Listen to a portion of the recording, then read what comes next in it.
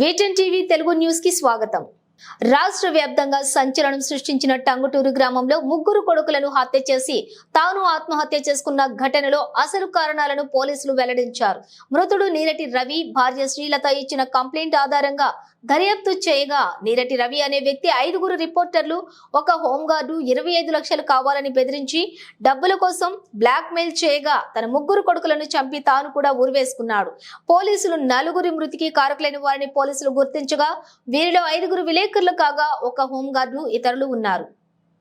A1 గా Tirupathirao, A2 గా మంగళి Srinivas Andhra Jyothi reporter, A3 Kuruma Srinivas ఈనాడు reporter, A4 Vadde Mahesh నమస్తే తెలంగాణ రిపోర్టర్, A5 సిరిపురం శ్రీనివాస్ రెడ్డి వార్తా పేపర్, A6 గా సంఖ్య ప్రవీణ్ కుమార్ సాక్షి రిపోర్టర్, A7 ఆలూరి రాజు, A8 మనీలా, A9 రామకృష్ణలని పోలీసులు తెలియజేశారు.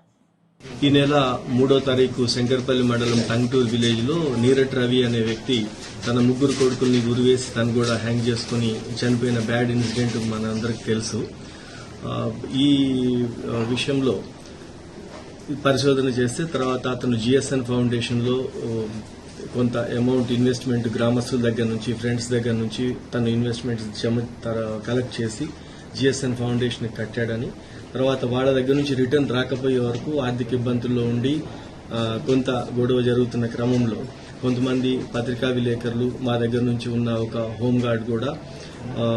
ఇతనికి ఈ విషయాన్ని బయట పెడతాము లేకపోతే ఈ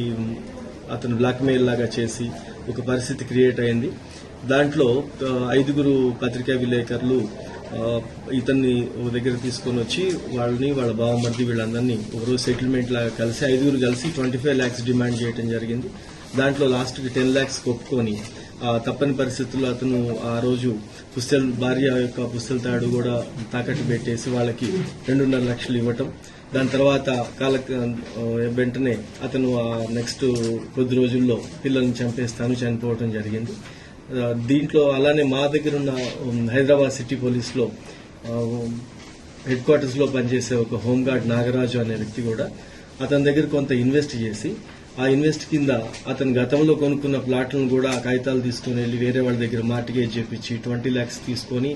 అతనికి పూర్తిగా ఆధారాలు లేకుండా జీవనాధారం కోల్పోయేలాగా చేయటం, ఇవన్నీ ఫ్రస్ట్రేషన్ తో అతను ఆ బ్యాడ్ ఇన్సిడెంట్ కి పాల్పడటం, అతను చివరికి ఆత్మహత్య చేసుకోవటము, ఇదంతా కూడా ఎస్టాబ్లిష్ అయింది. ఈ కేసులో ఇప్పటి వరకు తెలిసిన దాని ప్రకారము మన శంకర్పల్లి విలేకరులు ABN నుంచి శ్రీను, ఈనాడు నుంచి శ్రీనివాస్, నమస్తే తెలంగాణ నుంచి మహేష్, సాక్షి నుంచి ప్రవీణ్, తర్వాత వార్తా నుంచి శ్రీనివాస్ రెడ్డి, ఈ 5గురు వ్యక్తులు ఆ రోజు వెళ్లిన దాని మీద ఫస్ట్ నుంచి పేర్లు వస్తే దీంట్లో ఉన్న సెన్సిటివిటీ